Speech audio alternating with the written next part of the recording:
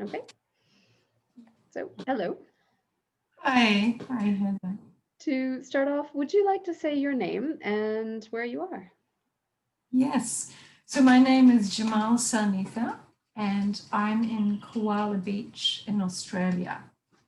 Can you say a little bit about that, because it feels important to me that you asked that question, where are we? And so I also want to add that I'm on Bundjalung country, and this is the part of the Bundjalung Nation where I am is from the Kujinbara clan, and it feels important for me to pay my respects and honour to the traditional owners of the land, and also to offer my my hope that we can repair the rupture with our First Nations people so that they feel safe enough to lead us. Yeah. Well, not a simple question. No, not a simple question. And I think even before I had a more politicized sense of place, I had a creative and artistic involvement with place and taught homing, nesting, migrating as ways of being. And so where I live or where I am, and I've lived in many places, it's very important to me that I have an ongoing relationship with the energies and the land presences that it's been a big part of how I relate to place is important to me. Okay. Well, I think that's probably part of the answer of the first big question, which is who are you? I mean, who are you as a person? And what kind of things do you value? What are some of your passions and your interests? And who are you in the world? Yeah, it is a big question, and you've asked it a lot. That is a very big one. Yeah, and so I guess I wanted to start by saying I hope I'm evolving as a person, and that that this isn't a fixed sense of me, and that a different me would emerge meeting you, and a different me would emerge if I met you tomorrow. So yeah, in terms of who I am here showing up now, earth and body are very, very important to me. So my relationship to earth and being a human, a species on earth, and taking part, if you like, in the creative dynamics of the earth, and the continuum between the body of the earth and our bodies as humans. That's been a huge part of my evolving philosophy, I guess, and my work, both as a performance maker and as a Gestalt therapist. So based there and in embodied being. Yeah. I used to write on my brochures and then on my website these different themes that were important to me, and I was just reviewing them in preparation for meeting you and thinking, oh, that's still relevant. And they are. So they were earth body cycles. So cycles for me is about how things move in seasons, both the way we have this ongoing relationship with the planets, particularly the dominant planets of the sun and the moon, but also cycles within our knowing and our relating to self, same themes spiral round again and again.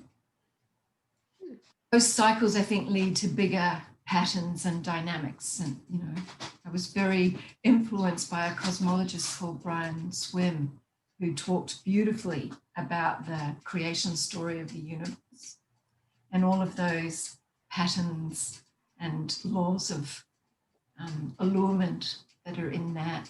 Am I making sense to you? Yeah, absolutely. I'm following. So yeah. I'm just aware that you and I are getting to know each other as I launch into this kind of description of self. So I sometimes want to check in. No, that's fine. Like I said, I tend to hold back a little bit because I just I like to let people just fill the space up with themselves. So, Yeah. and I hear some of the answers in that, and I'm still curious a little bit about what passions or what drives you hold in your life. I mean, there's some patterns that seem a little bit out there and bigger, but what about from yourself?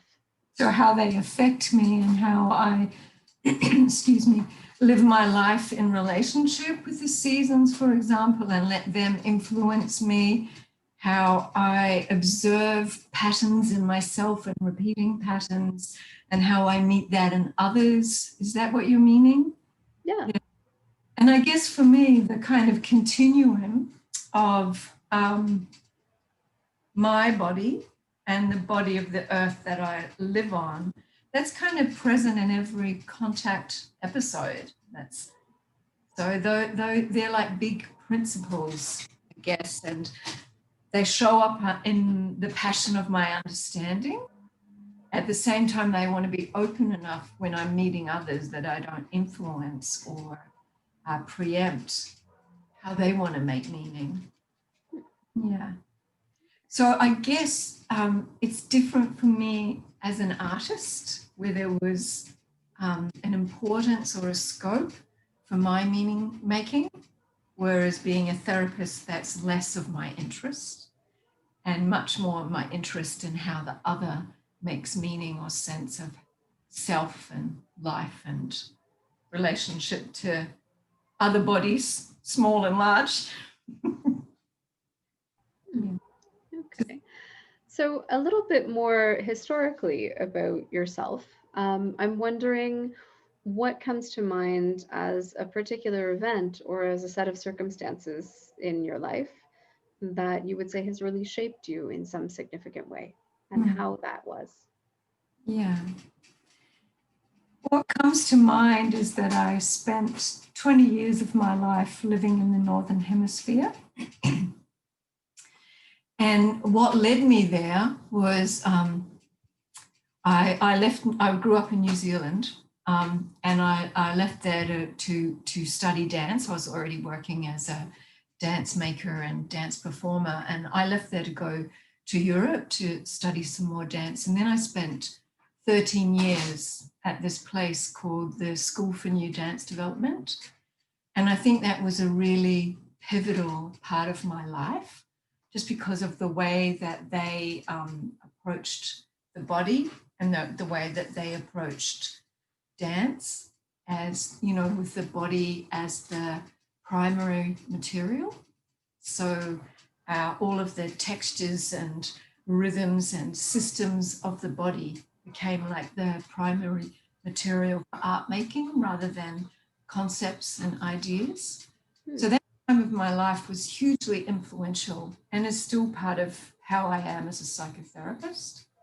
It's an amazing place, kind of a hotbed of interesting ideas and artists and people coming there to teach us. And the directors of that institute would invite extraordinary artists to lead projects, to train, to kind of shape in a way an extraordinary relationship to art making and performance making. Yeah. So many of the things that influence me now, for example, the influence of neuroscience and trauma-informed care and psychotherapy.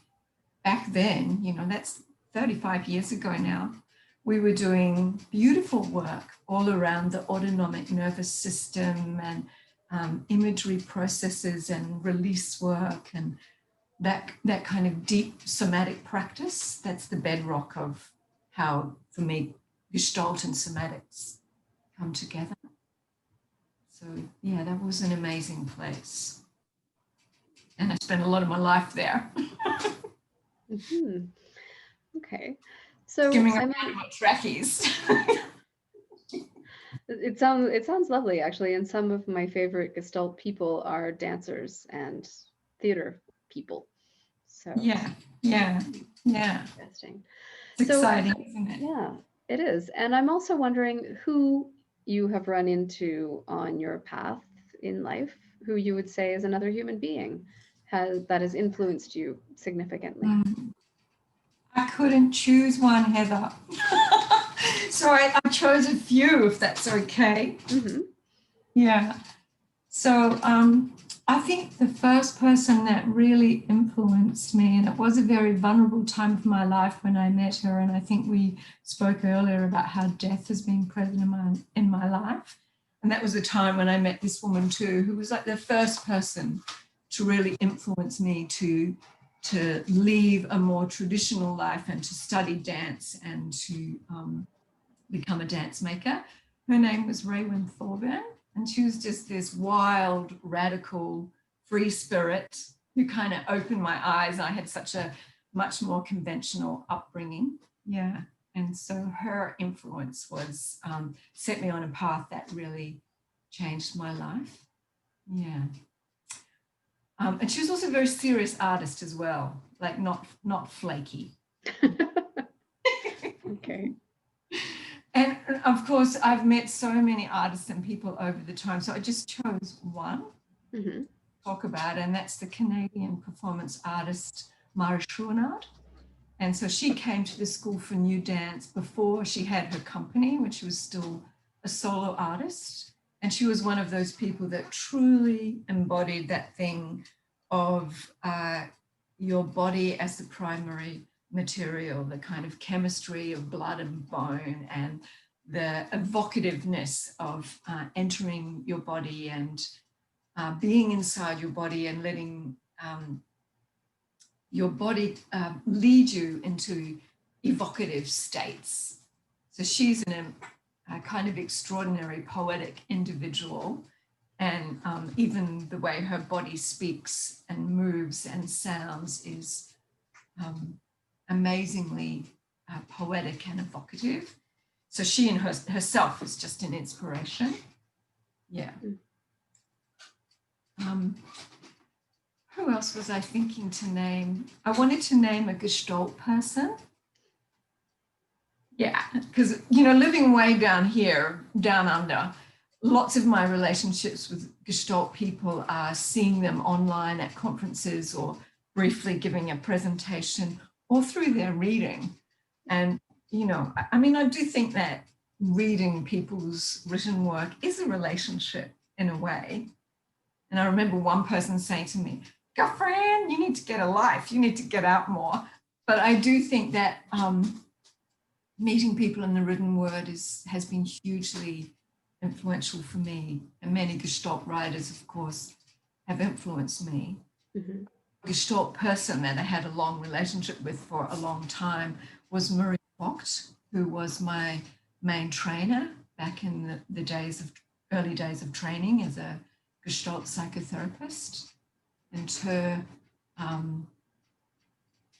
very simple, really heartfelt practice, the way that she could go to the heart of your vulnerability without shaming you, in a kind of delicate yet determined therapy of the obvious. Yeah. Extraordinary practitioner. Yeah. And so how would you say that she influenced you or impacted you? Just by modeling and embodying extraordinary practice or good practice, or how she held the group space and her ability to hold the group and every individual within a group. She influenced me by also offering me a job. It's a big influence. That started something. Mm-hmm. Yeah. And that led to the last 16 years that I've been on the faculty of different Gestalt training institutes. Mm-hmm. She's deceased now. Yeah. She died more than 10 years ago now. But her legacy lives on. And that's sort of a part of another question that I sometimes ask, which is, how are you experiencing this time of your life? And I mean that in relation to age and to aging. We're all constantly aging. I'm not assuming anything. I don't know how you old you are. But how are you experiencing this time of your life? Hmm. What a great question. Um, yeah. Well, it really is different, I think. Early, because we had to reschedule our interview. And so I've had 4 people in my immediate family in the last year die. Oh. So that has really brought right into the forefront of my awareness the preciousness of life. So I'm 61. I don't mind saying how old I am. Mm-hmm. And so I do feel that I'm in a different phase of my life where what is truly soulful or what really has heartfelt essence for me needs to take priority. Mm. It does mean for me, I think I want to step away from classical Gestalt training people to get their masters in Gestalt, which has been wonderful and fulfilling and challenging and kept me true to and keep researching Gestalt principles and want to stay aligned with it.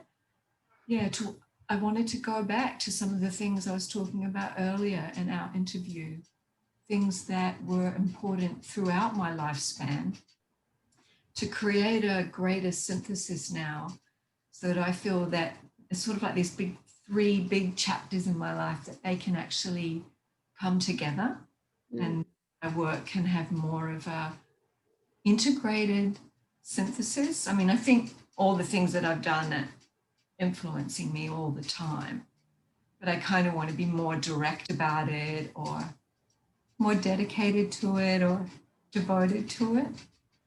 I hope that's making sense to you. Yeah, it does. Actually, in Spanish, it's the third age.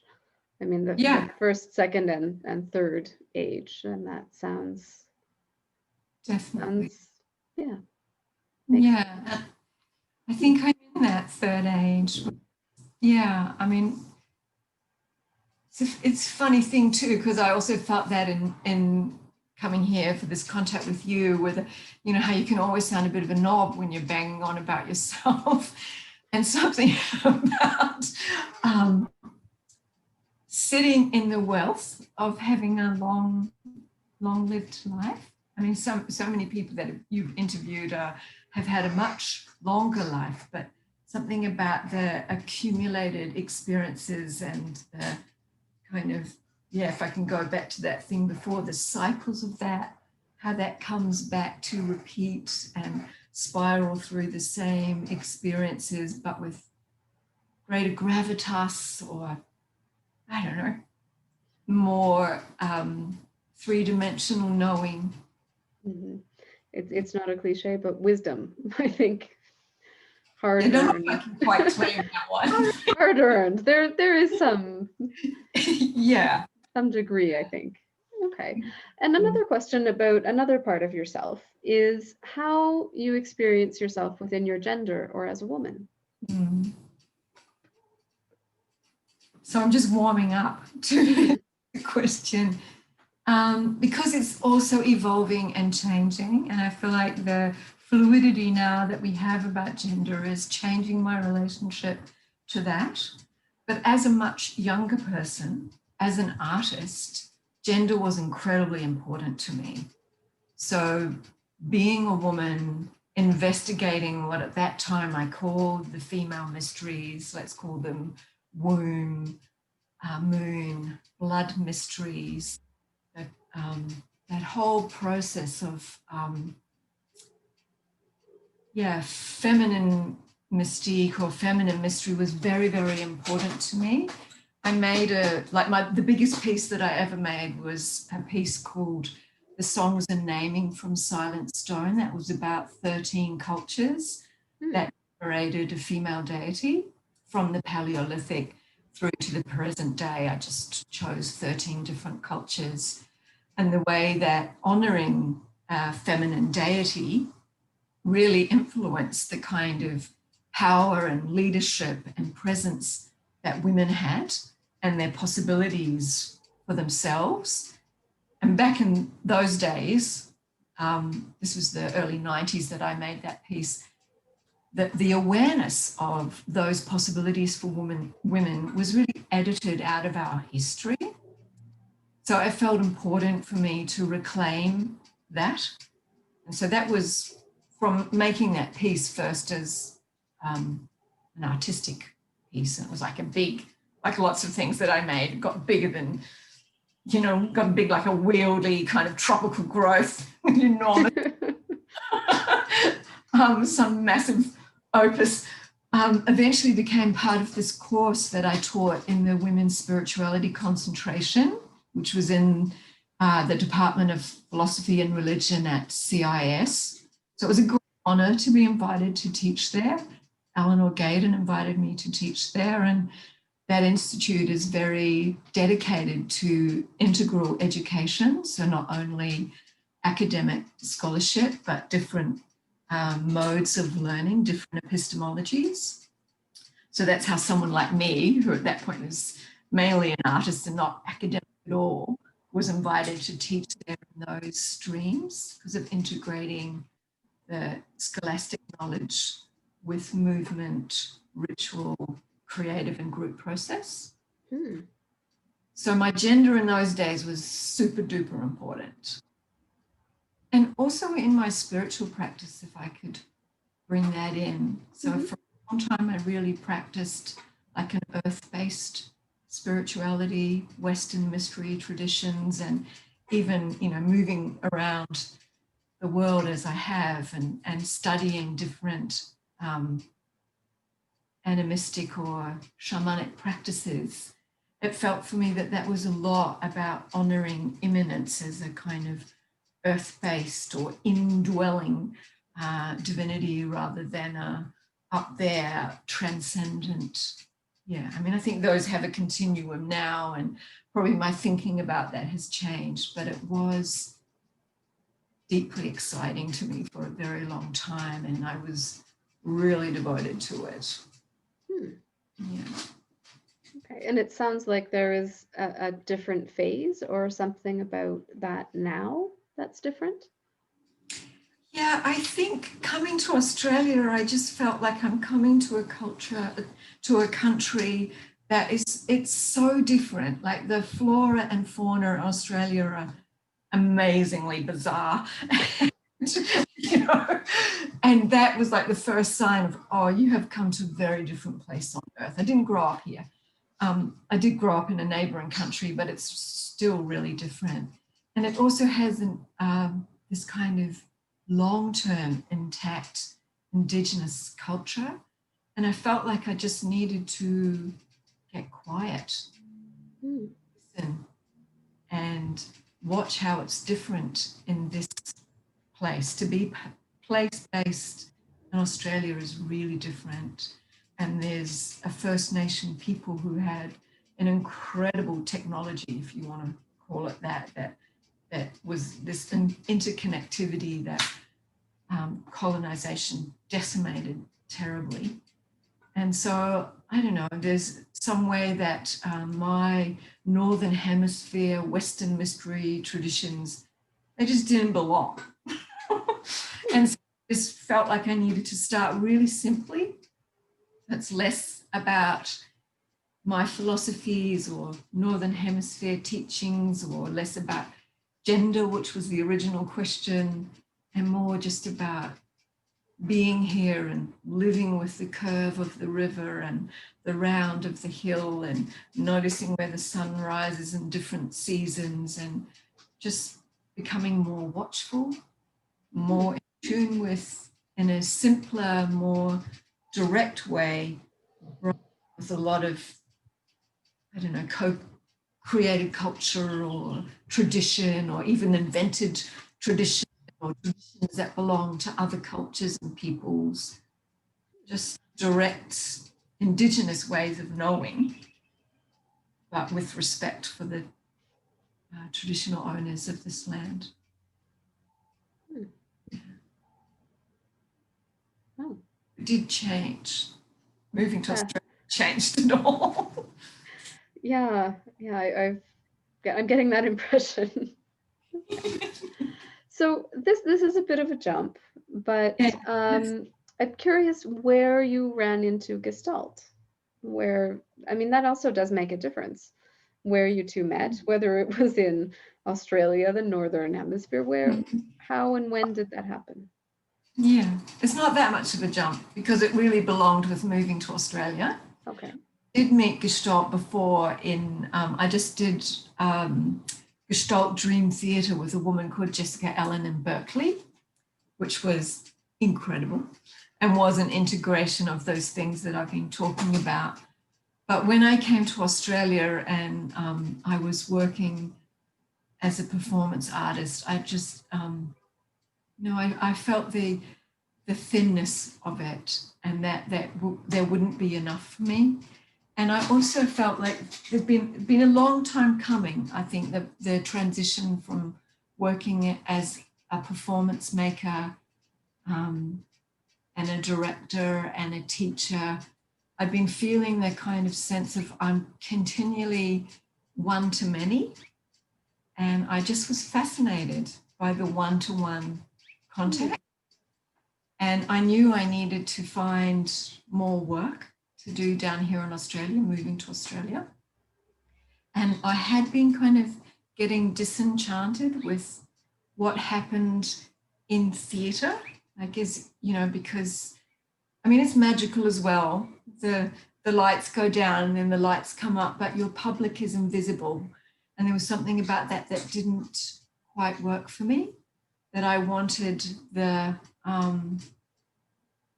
the reciprocity or the co-created field, I would call Gestalt language now. I wanted to feel who I'm in contact with.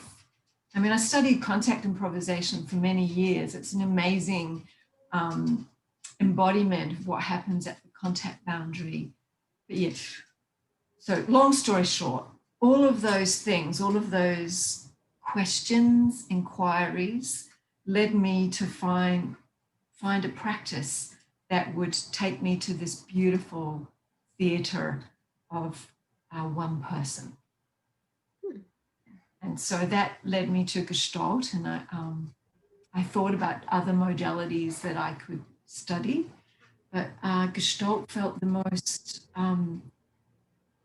closest to what I'd done before without being expressive arts therapy, where there was really a very sophisticated understanding of the clinical setting and the clinical relationship. And I wanted that. I wanted a hands-on learning about what to do as a clinician. So and it doesn't jump away from the aesthetic and creative processes, which is lovely. Precisely. Yeah. So what did you find? Cultivated that. What did I find? What did you find? What kept you there? Yeah. Oh, so much has kept me here and still keeps me here. So I trained initially at BGI and then I went back later to do my master's at Gestalt Therapy Brisbane.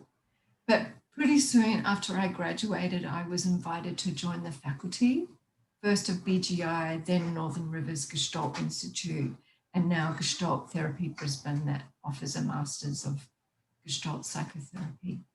Yeah.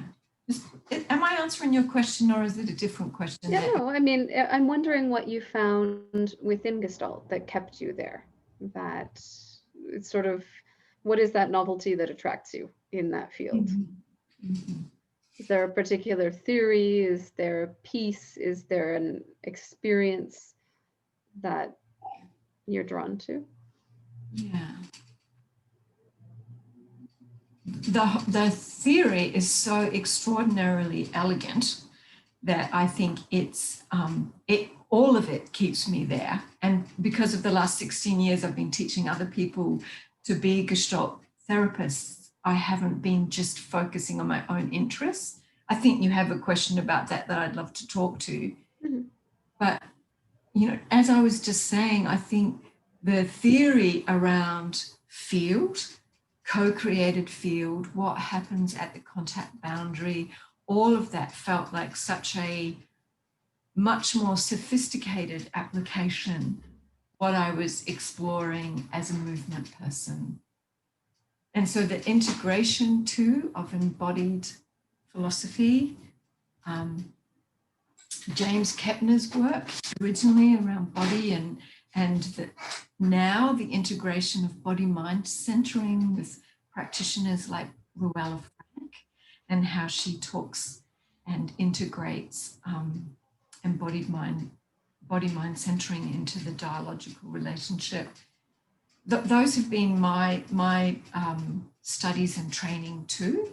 So it was like the continuum of it that really worked for me. And yeah, I mean, I think now what I'm excited by and what I stand for or work with in Gestalt is both embodied intelligence and our phenomenological methodology and improvisational group process. So how to be in an interactive field where the reciprocity that I was talking about earlier can be this incredible methodology so that you can work on behalf of and for one another in a way that's quite miraculous. So I'm interested to spend more time exploring that, holding group process, teaching dream theatre, working with some of the things that I've been developing for the last 25 years.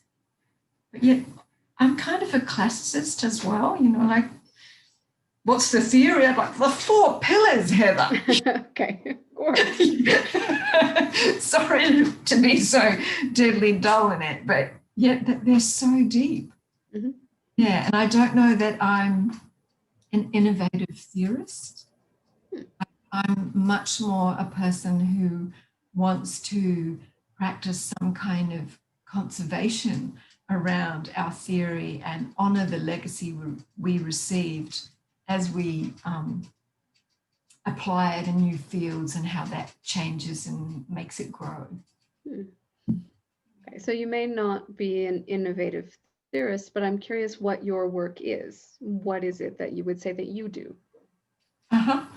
So I'm in private practice. Mm-hmm. I also work for on the faculty, so for Gestalt Therapy Brisbane, and I also work part-time in a family support service. Yeah, there's lots of different ways that I work with Gestalt. Mm-hmm. And is there a particular sort of how or a flavor that you would say that defines what it's like to work with you? Yeah, definitely the delicacy of the somatic process and the underpinning of what's happening in our phenomenological process. That's kind of a touchstone of how I work, but also the relational contact and the reciprocity backwards and forwards and how we influence one another in the meeting.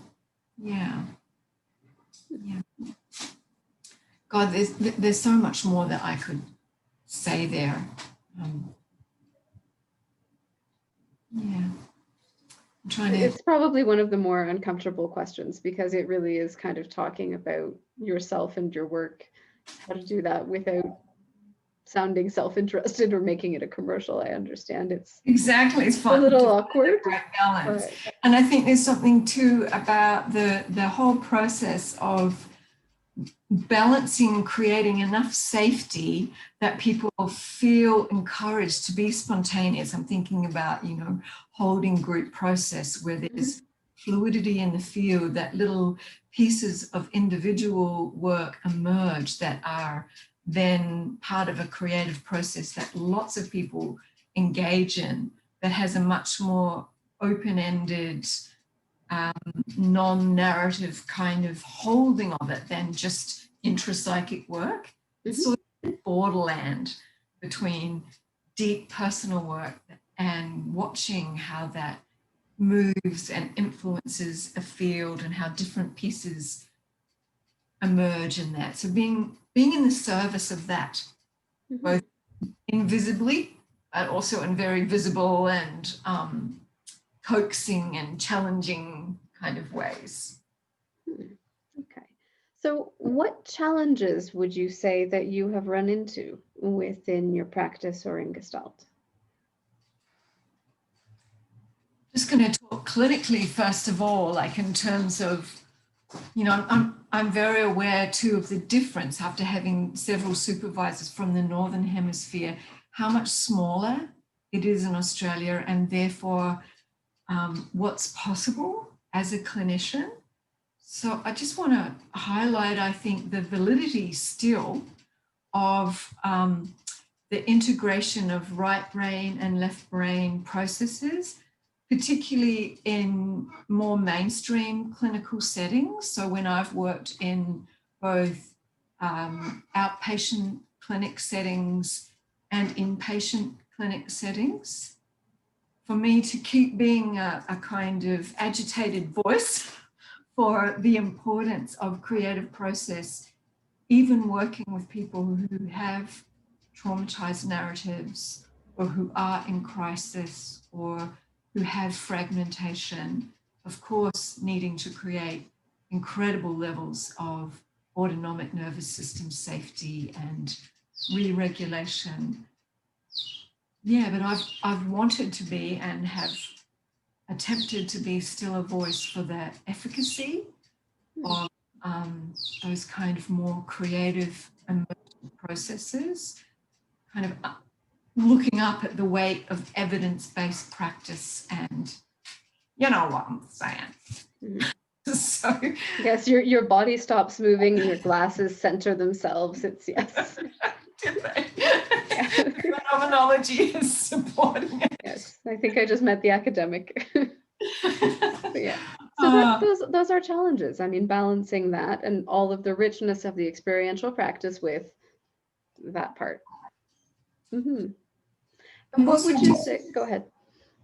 I just wanted to say on a personal level too, especially 2020, when there was just so much sitting down and sitting down in front of screens and attending to screens.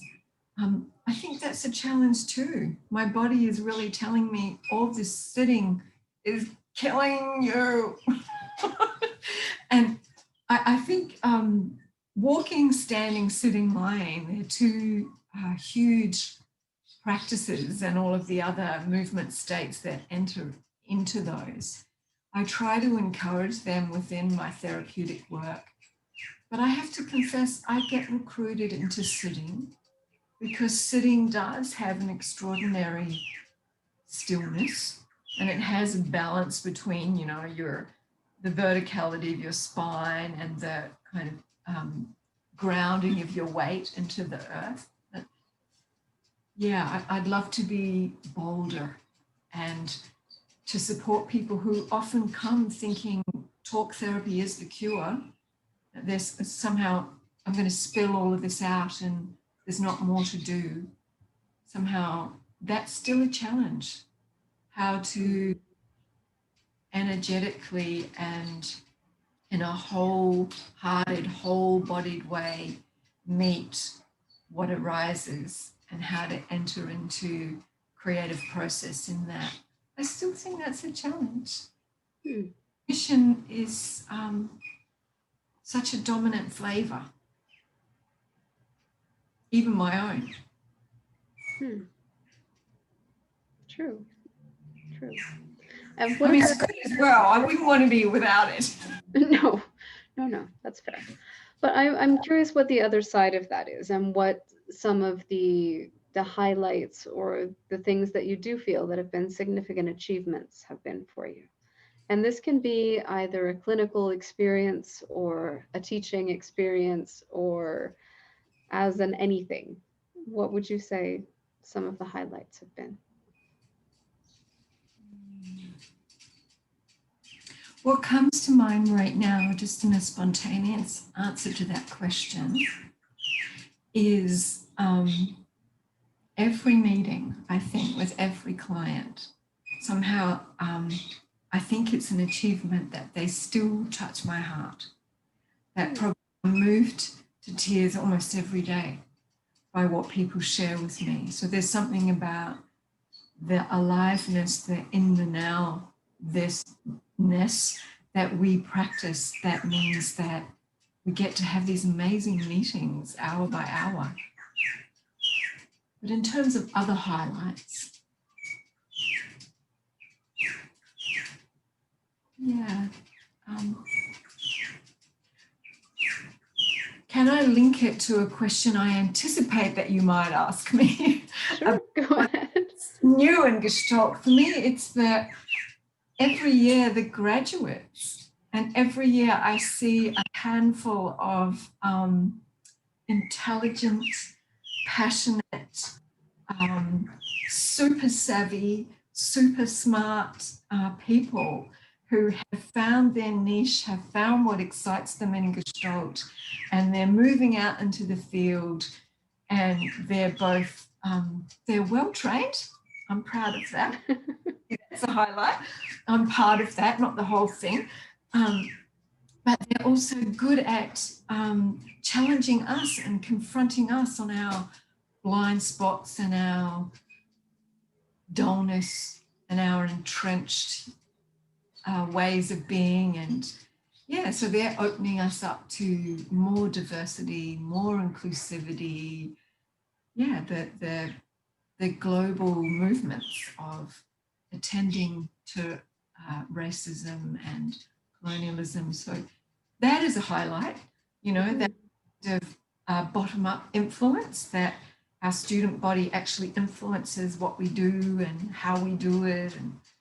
And generation, how I'd go to them for therapy, they're incredible. Oh, good, that's encouraging. Yeah. So that actually is a question, which I'm starting to notice that I'm more inclined to ask, which is also about how your relationship is with your power and with your privilege in terms of where you are in the wider world, and obviously with other people. Yeah. It's a massive issue. It's a huge thing.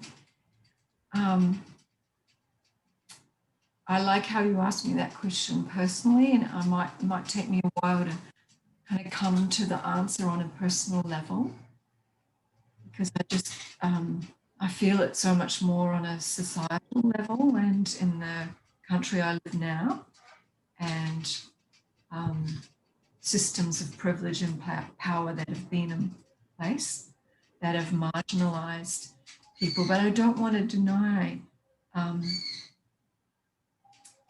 positions where I have power in the vertical incline, in the therapeutic relationship, or where I'm the supervisor, or where I'm the program coordinator, or how to use that power wisely.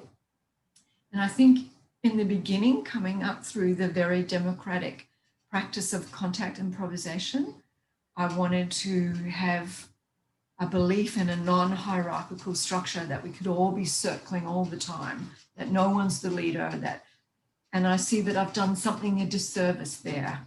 I feel kind of edgy saying this, that there are moments when one person as a spokesperson for a clan or a cohort or a group needs to step forward and to be willing to take your moment on behalf of, rather than to deny that, but to accept that it's a co-created contract, that power is not something that I just have because of something that's fixed or permanent or ongoing. It's something that I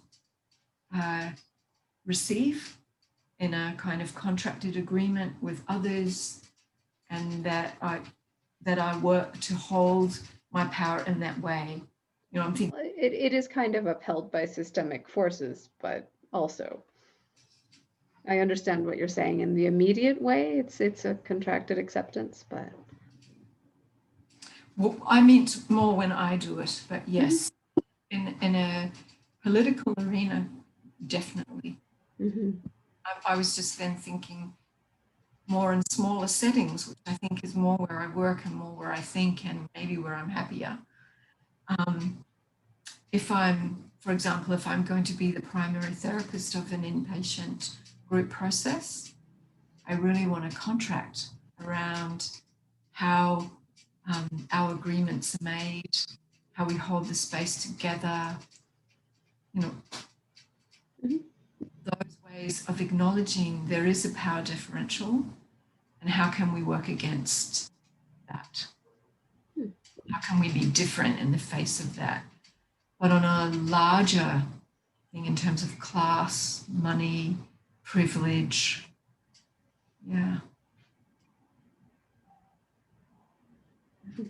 I am a person who fought hard to educate myself. I am a person still struggling even now to make ends meet. And I'm aware that I'm a white middle-class person born at the end of the 1950s. That already puts me in a whole place of, you know, a whole privileged demographic. Yeah, I don't want to ask this question like in a shaming way or making anyone, you know, expose sort of where the growing edges of their awareness about this are, but I think it is important. And I've noticed that most people tend to answer at least with an awareness of what we're not aware of, which seems respectful. So I am also curious how you would say all of this time, especially with Gestalt, but also, I mean, I see how it all comes together in the cycles. How you would say you've been affected as a person, especially by the Gestalt parts of your life.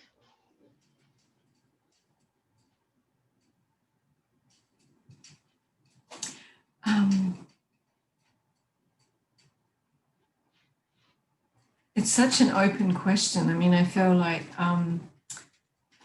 Gestalt just influences and shapes my thinking, my relating, my being all the time. Can you ask me that question again? How has Gestalt affected you as a person?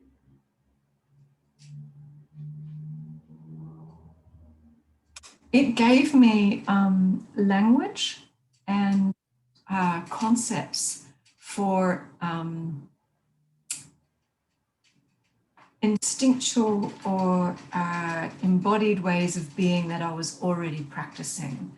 And it gave me the way to apply them across all sorts of different contexts. So it sort of created like a foundation or of open-ended emergent guiding principles that shaped almost everything I do now. Yeah, I kind of can't see me separate from it anymore. I've noticed that tends to happen. Yeah. Okay. So that's why Gestalt attracted me, because it was so close to other practices that I was doing already, but it made what was vague and unformed gave it philosophical formation or kind of created an aesthetics, if you like, of the process. Maybe a bit of work of my life. That was nice of it.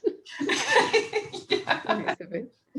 So you've mentioned everything from the authors that you read and the people who, you know, you train with and meet virtually and the students. So I'm assuming it's a yes, but do you feel like you're part of a Gestalt community? Does that phrase make sense or mean anything to you? Absolutely. Absolutely. And I think that it's like little communities nested in other communities. So the little community of every cohort, the little community of each group, the training community, the kind of greater community of our academic or our thought leaders or thought influencers, I'm definitely part of a community. And I feel those communities in small relationships, like people that I trained with, my colleagues, but also larger communities and movements, you know, like Mark Fairfield's thing of joining the revolution. You know, yes, The yeah, thing. Yeah, that's a thing. yeah, yeah. Okay. So I guess the last real question is what's next? And it's next for you and next for Gestalt from where you stand. Next for Gestalt, I think for me is just what I was talking about the next generation and the political awareness that they bring in a different field sensitivity. That's just my subjective experience. And next for me is really relates to questions you were asking earlier about. I think next for me is my work getting a little bit smaller in a way, but closer to me. I'm hoping to have more time for writing and more time for developing my work, going back to teaching my courses and laboratories and workshops around land dreaming, body awakening, the dream theatre work. Well, who could say what wants to emerge, but really just going back more to do the work that's closest to my heart.